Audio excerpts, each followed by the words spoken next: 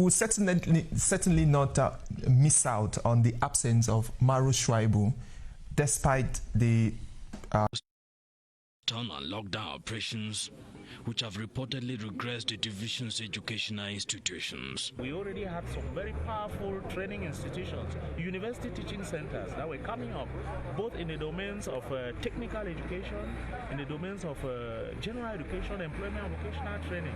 Within a space of 1 year, about 3 military operations have already been carried out in Bui division. First of all, the Ngoki Bui that was launched some months ago, and then Bui Kumbu Clean, and then this recent one that is being launched here to ensure the security of this area, which military sources indicate is one of the most hostile areas in the northwest region. And the most recent military operation Kumbu Clean, whose first phase lasted 1 month, is expected to be stretched further, according to security sources. The remains of former Prime Minister and Senator Simon Achidiachu will arrive in the country today, and it marks the start of the burial program. The remains will be buried on the 3rd of July 2021 in Santa in the northwest region. Here is Ebenezer Akanga with the burial program and the mobilization to give him a befitting farewell. The last journey of former Prime Minister and Senator Simon Achidiachu to his final resting place will begin this Monday, June 28, with his remains to be flown into the Nsimalem International Airport in Yaoundé from the United States of America, where he died. According to the burial program, there will be a grand wake with corpse at his lakeside family residence in Yaoundé on the 1st of July. On the 2nd of July, tributes and civil honors will be paid to him at a ceremony that will take place at the multi-purpose sports complex in Yaoundé, followed by parliamentary honors at the Senate. His remains will be buried in his native Santa in the northwest region on Saturday, the 3rd of July 2021. Over and above the entire country that is mobilized to bid him farewell, the elite of the Northwest is geared up to give a befitting burial to the illustrious son of the region. We are with the late person till he's buried. We are accompanying him today, and we will be accompanying him tomorrow and after tomorrow till he is buried. Simon Achidiachu died on the 4th of May 2021 at the age of 87. Junior parliamentarians in the littoral region have joined their peers nationwide to discuss children-related problems with violence, stopping the discussion. This was during the 22nd Children's Parliamentary Session, holding through video conference and headed by the President of the National Assembly, Honorable Kavayege Jibril. Rosalind Fossa reports from Douala. Drawing inspiration from this year's theme of the parliamentary session, Fight Against Juvenile Delinquency, youths mobilized, the junior parliamentarians carried the voices of their peers from across Cameroon, a theme whose weight was again pinpointed by the United Nations Educational, Scientific and Cultural Organization, which revealed that more than 2,000 youths who took part in a question and answer exercise on violence have either faced or witnessed physical, moral or sexual violence. In the littoral, the Divisional Delegate of Social Affairs, Hélène Bissombi, said junior parliamentarians of the region have worked on a scheme in this regard which targets more sensitization and education on the topic. Honorable Missinga Bernard Jr., carrying the voice of the parliamentarian from the region, raised the issue of feeding and follow-up of internally displaced students, as well as drug consumption in schools, which the Minister of Secondary Education, Pauline Nalova, took time to explain strategies that have been put in place to salvage the situation. The session, which marks the celebration of the Day of the African Child, witnessed the attendance of Littoral Governor Samuel Dieudonné Vahadibois. The board chair of the University of Chang, Professor Paul Celestin Debiyebe, has announced the construction of a printing press in the university. The creation of the printing press was the big news of the 44th board meeting of the university. Anan Jong reports. For the 44th time since the creation of the University of Chang, its board members sat to review the finances and management of the institution. This time around, since December 2020, it was a satisfied board chair who gave the rector Professor Roger Tafag Namfoso thumbs up for his excellent governance. And it was easy for us to analyze and to give our impressions. As you know, the year 2020 was not very easy for anyone. Nevertheless, the university carried out its mission efficiently. That's why we approve the accounts of the university for the year. It was an ideal occasion to highlight the milestones of the past semester for the university and for the individual officials.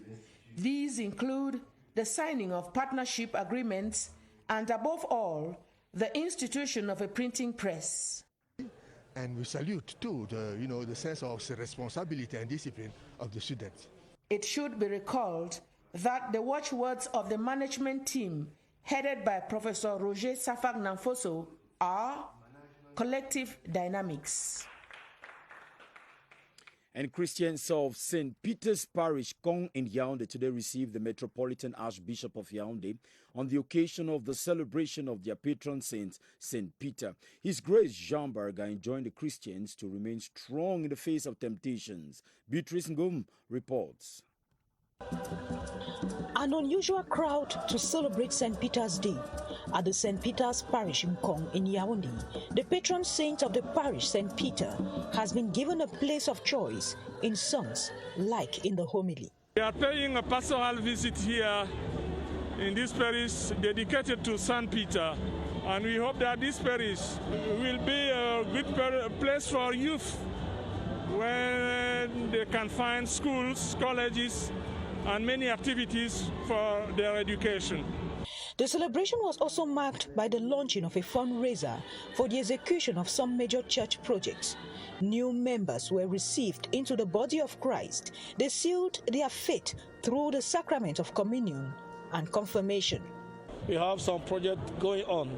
We shall sit together and ask through the means what is the most important, the emergency, and then all together we sit and then we get our means. The chief celebrants called on the Christians to be true followers of Jesus Christ, like Saint Peter, in difficult like in good moments. The Église évangélique du Cameroun, EEC Loncac, has consecrated and opened an ecological station equipped with bins to sort organic waste and non-biodegradable plastics. During the consecration ceremony today, the Christians were encouraged to work with the Yaoundé One Council to fight against the anarchical disposal of waste. Let's hear more from Gerard Nanji Eyambe. The indiscriminate disposal of waste poses a severe danger to the environment. This mostly leads to the blockage of the drainage system in the nation's capital city, causing floods and other hazards. It is for this reason that the Église évangélique du Cameroun, EEC Loncac Parish, has empowered the Evangelical Commission to be part of the solution. This followed the opening and consecration of an ecological center equipped with bins for selective sorting of organic waste and non-biodegradable plastics. Ecological station is a sum of high capacity of bin that we have made.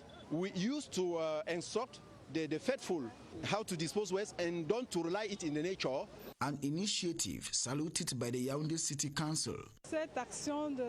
This action taken by the Evangelization Commission is to assist the council keep the city clean, encourage other communities to do the same. This commitment by the church squarely ties with the biblical adage, cleanliness is next to godliness. And stakeholders involved in data collection aim at updating the school map of basic education in the Southwest region have been urged to ensure that all school heads within their jurisdiction effectively participate in this year's data collection exercise. The regional delegate of basic education, Elangwe Rose Bume, launched the school map data collection campaign for the Southwest region. Humble Suzy Manjoa completes that story from Boya. With the focus to bring HIV under control in the Southwest, the Community Initiative AIDS Care and Prevention Program has brought persons living with the virus in different support groups to fight stigmatization and save more lives within the communities. It is time for us to see that we reduce the stigma and discrimination that is going on in the community. Meantime, participants encourage persons living with HIV, their families, and the communities to remain hopeful. I was diagnosed HIV positive since I was 18 years old. My daughter is negative. My husband is negative. I've been with this trouble for the past 15 years. I started taking my medication, and gradually I saw that it was all about taking my medication. Working with over 31,000 persons living with HIV in the Southwest, the manager of HIV-free program in the region says strategies have been taken to follow up the patients. Put up a questionnaire that will help us how we can approach them and see what they really need and maybe try to help them. It is believed that the initiative will help to create awareness and reduce persons living with HIV.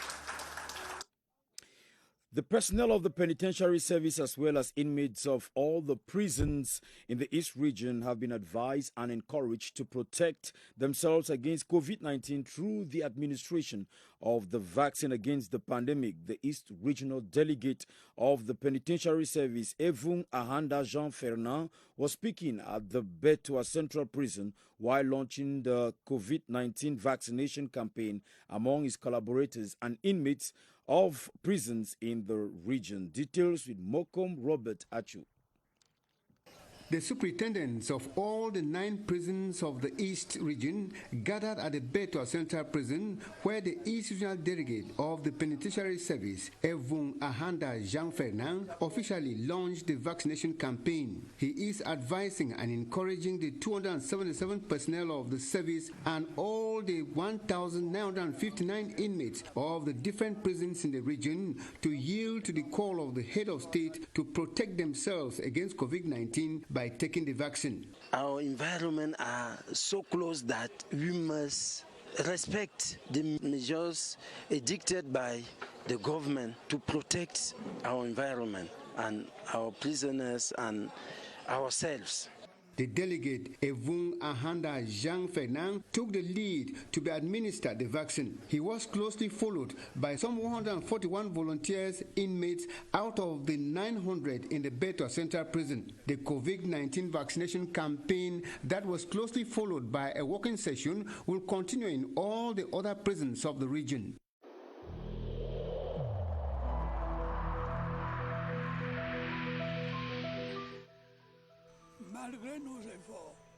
Despite our efforts, COVID-19 plunged many families into mourning and seriously hampered the functioning of our economy and society.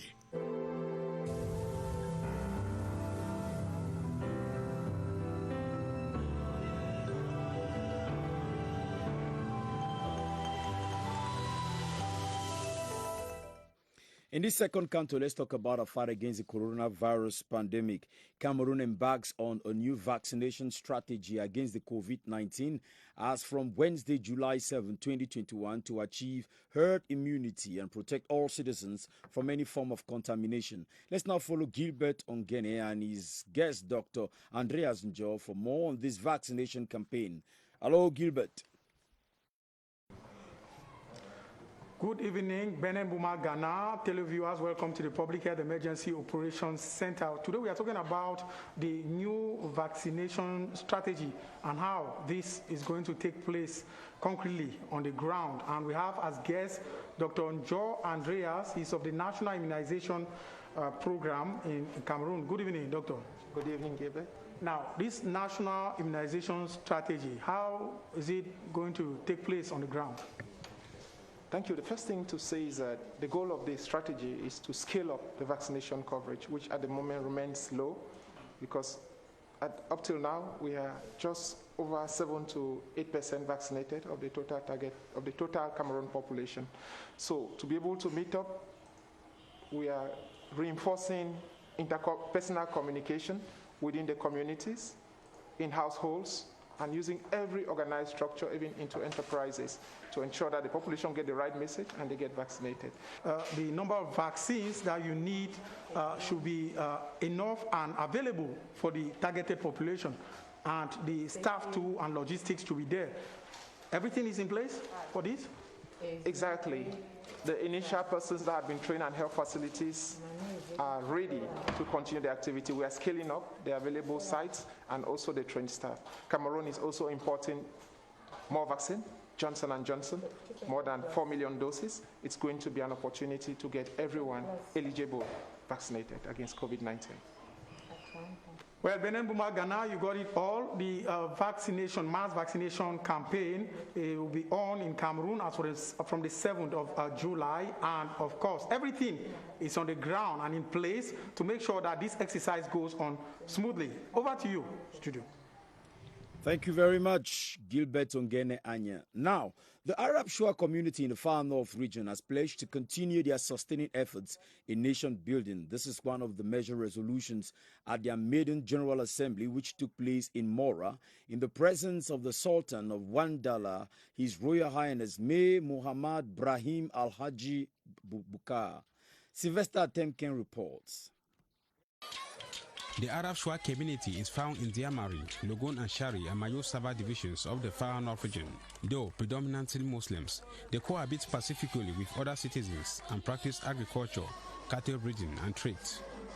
However, the phenomenon of dropping out of school before the end of primary cycle, teenage marriage of the girl child, constitute a tremendous speed break to the socio-economic empowerment of the Arab Shuas.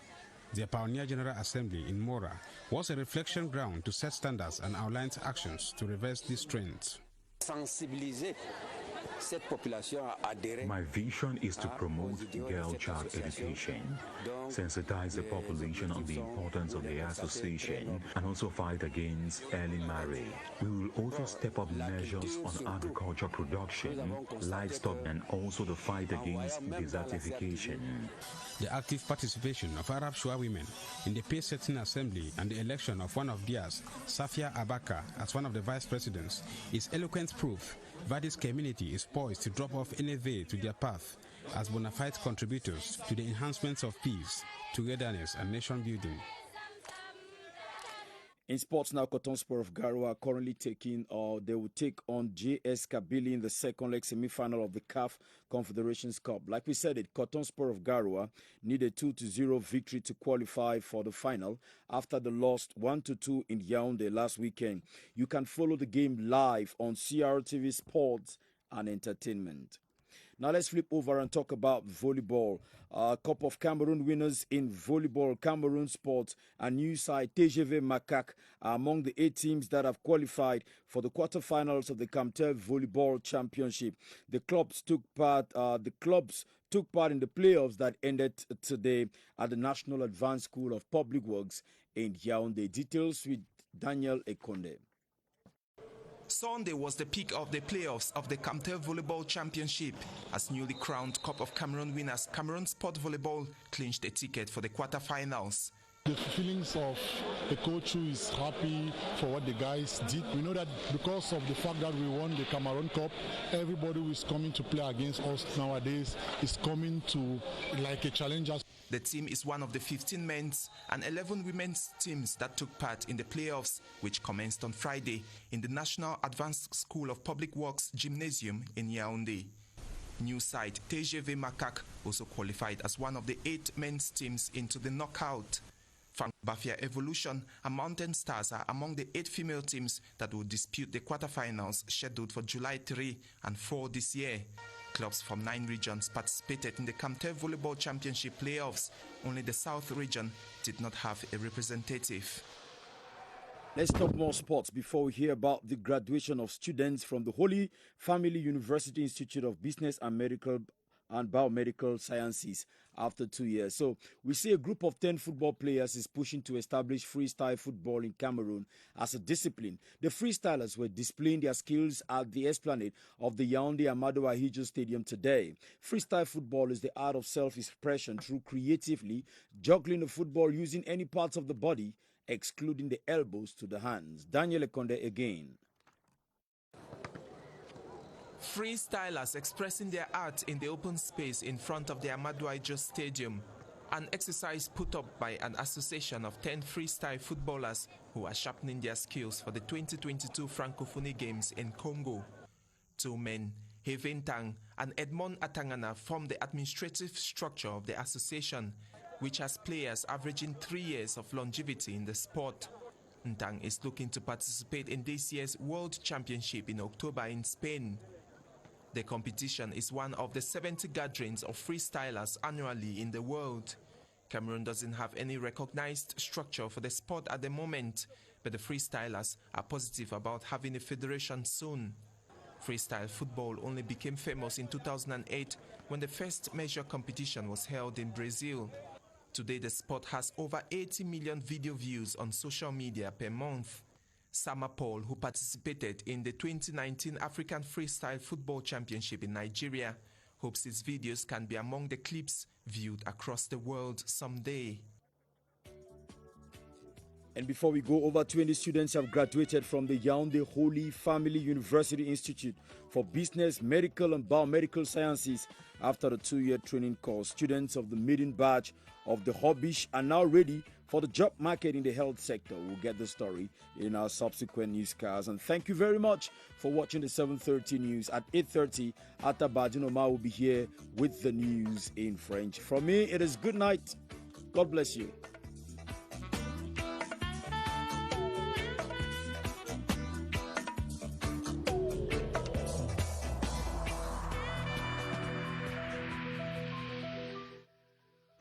I urge you once again to put on your face masks, to wash your hands regularly, and to consult a physician or any other health personnel if you notice any symptoms.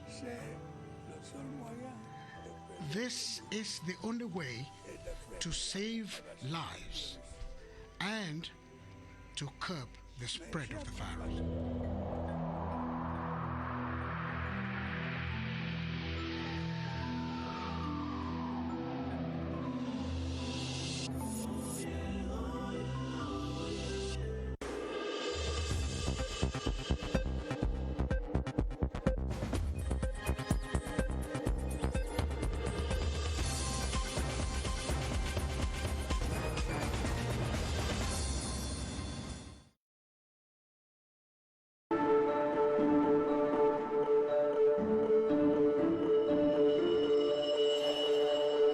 Moi, c'est dans la terre de mes ancêtres que je partais.